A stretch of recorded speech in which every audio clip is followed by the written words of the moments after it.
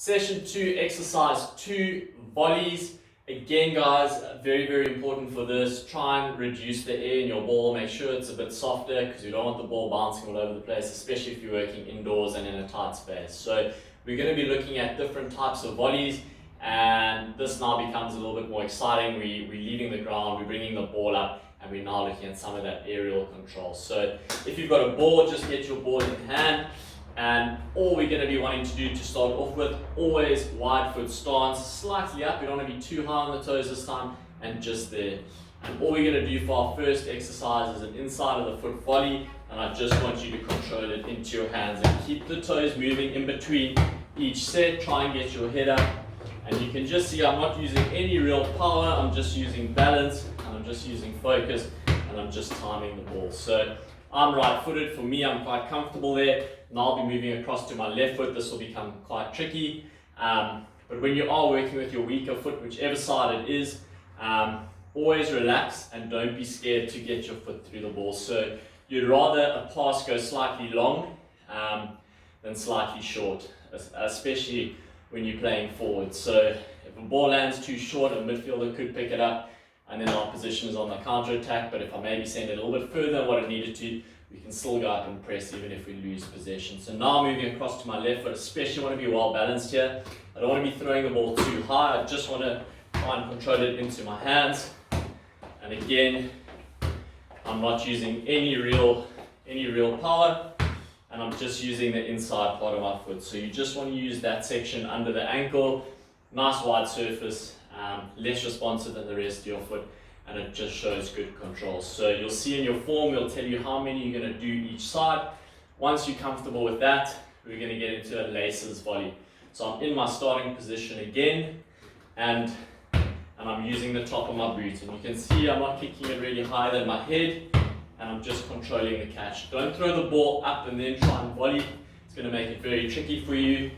Just do that, and a little bit of backspin on your throw might just help to bring the ball back. So you're just going to do right foot only, and here it's just about timing. I don't want to connect the ball too close to the floor. I don't want to connect it too high. Just somewhere just sort of above ankle height, and knee height is perfect. And we'll now transition to the left again. So again, if your left foot is your weaker foot like it is for me, this becomes slightly tricky. But again, don't give softer touches. Just be comfortable getting your foot through the ball, and you'll just see the more often you do it, the more comfortable you'll be, and it just adds great variety to your game, being able to use both feet. So once you've gotten that, we're going to go into a knee. So I just want you using your knee, controlled tap.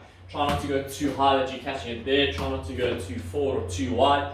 So I'm just in a good balance, good height on it, and I'm just getting a good touch on it.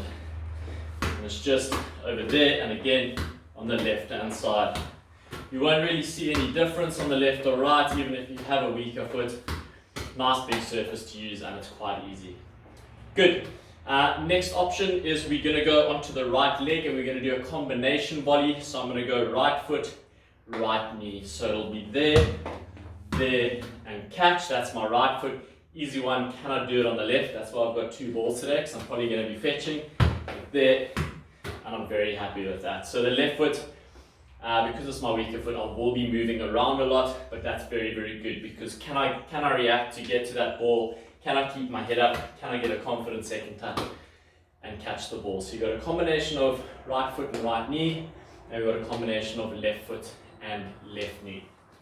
Next combination, right knee to head. So all I'm doing is there, catch, left side, catch. And I'd like you to try and alternate so your body gets used to moving from right to left. And it's just a cushioned header. I'm not jumping up to it. I'm just taking a little bit of the sting off the ball by dropping the knees slightly. Guys, that's the end of exercise 2. Just for the younger guys, it'll help you a lot with those first volleys, not to throw the ball too high. And if you want to even try, you can let the ball bounce and maybe try and get a few combinations going. It just means the ball's bouncing, you're having to react. It's more realistic to a game than just dropping a ball out of your hands. And same for the guys that are maybe slightly more advanced. See if you can isolate your touches and just keep it on the right foot and just keep it in that area there. And then try on the left foot again. You don't have to catch it every time. Volley's very, very difficult part of the game, so don't be discouraged if you're not getting it first time. It is a very, very difficult exercise, and it just requires repetitiveness and training. So if you're getting a couple of catches, especially for the young ones, and you're managing to control it into your hand, it's perfect starting point, and you'll only get better from here. So yeah, we'll see you in exercise 3.